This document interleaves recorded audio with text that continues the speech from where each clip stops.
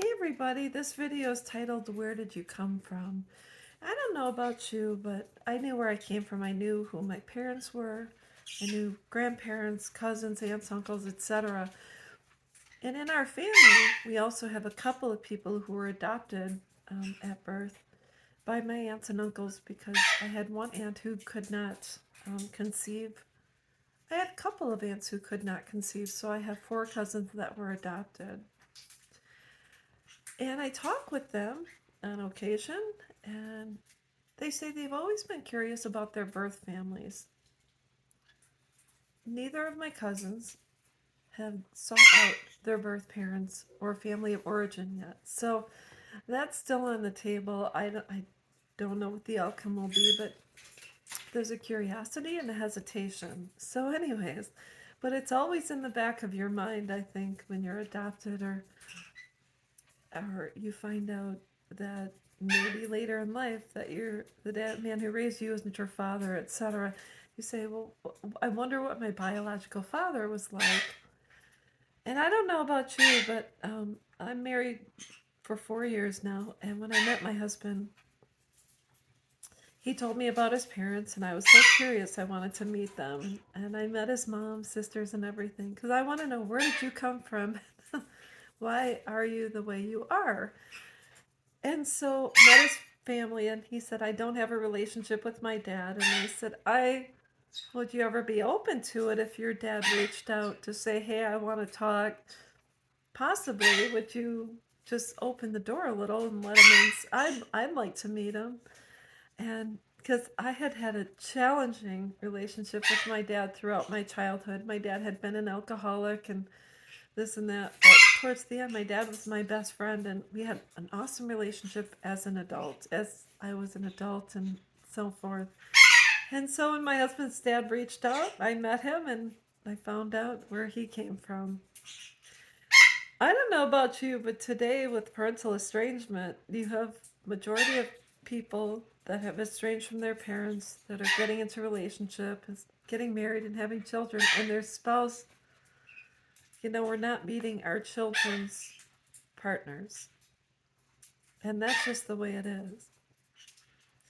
But how can the partners of our sons and daughters be okay with not meeting their parents, finding out where they came from, finding out why they do what they do, their upbringing, their family history, their traditions, etc.? I mean, the first thing I said to my husband was, I'd love to meet your dad. I respected his decision to have a at arm's length relationship. It's just the way it was. But it was important for me to get his puzzle pieces so I could figure out why you tick, why you do what you do, what's in your DNA, what's your history. It was important to me. So I don't know how someone can meet another person and say, hey, I want to meet your mom or your dad. And they say, well, I don't have a relationship with my mom or dad. Well, why is that? And they take it at face value and say, oh, okay. There's two sides to every story, and when you're dealing with someone who won't let you meet their parents, there's gotta be a morbid curiosity to say, I really would like to meet your mom. At least, can I see pictures? Can you do you have videos of her? Tell me more about her. I had to know where my husband came from and the influences he had and who created him. I had to know. Inquiring minds want to know. So, how are these relationships healthy when it's one sided?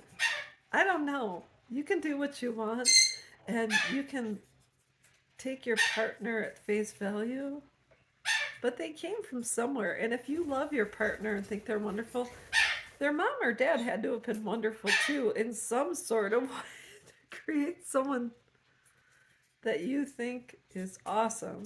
I mean, their DNA comes from somewhere, aren't you? Don't you want to know? So, maybe it's easier because you don't have a meddling mother-in-law, or you don't have to deal with a sarcastic father-in-law. But maybe they're not all that bad. I mean, would you want to at least give them a chance?